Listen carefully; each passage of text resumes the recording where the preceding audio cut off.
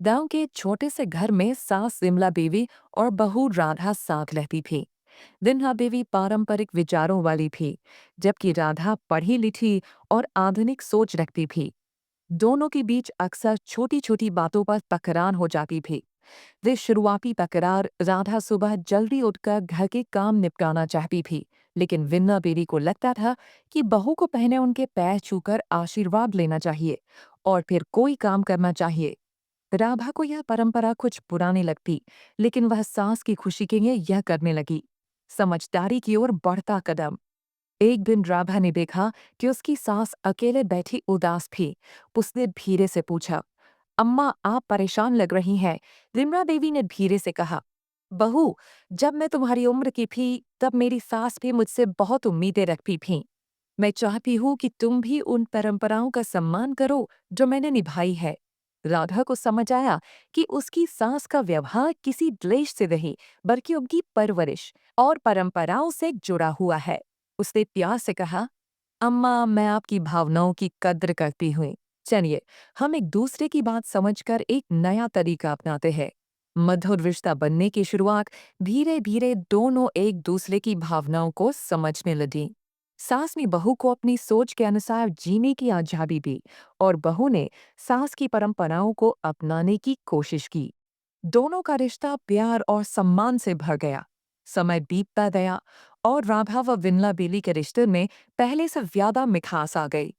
अब वे साथ में रसोई में काम करती, बाजार जाती और शाम को आंगन में बैठकर बातें भी करती। लेकिन जिंदगी हमेशा एक जैसी नहीं रहती। फिर एक नई चुनौती आई।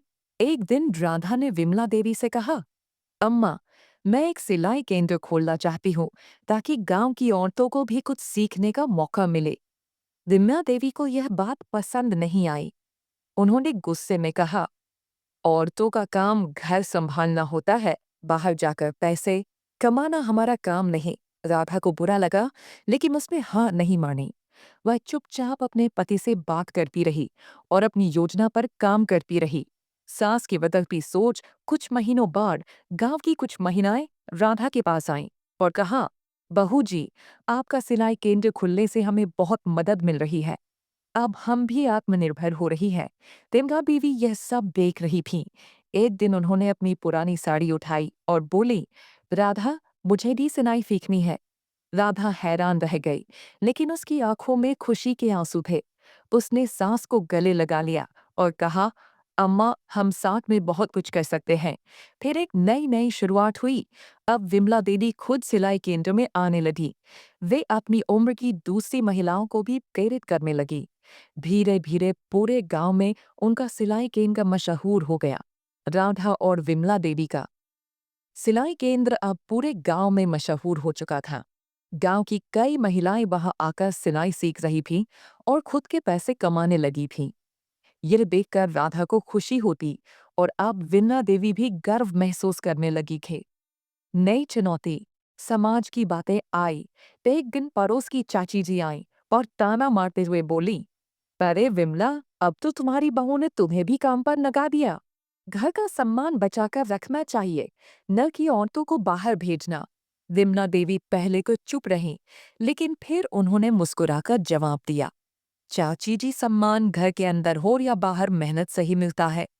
मेरी बहू सिर्फ घर नहीं, बल्कि पूरे गांव की औरतों की जिंदगी बदल रही है। राधा को यह सुनकर गर्व महसूस हुआ। अब उसकी सास न सिर्फ उसे समझने लगी थी, बल्कि समाज के तानों का भी डटकर जवाब दे रही थी। फिर सफलता की पहली उड़ान कुछ महीनों बाद शहर से एक सरकारी अधिकारी आए, जिन्होंने गांव में महिलाओं के सशक्तिकरण पर काम करने वाले लोगों को सम्मानित करने का फैसला किया। जब उन्होंने राधा और विमला देवी की कहानी सुनी, तो उन्हें विशेष पुरस्कार के लिए बुलाया गया। सम्मान समारोह में जब मंच पर विमला देवी को बुलाया गया, तो उनकी आंखों में आंसू थे। उन्होंने माइक पकड़ा और कहा, मैंने कभी नहीं सोचा था कि एक दिन मैं अपनी बहू के साथ कंधे से कंधा मिलाकर खड़ी रहूंगी। राधा ने मुझे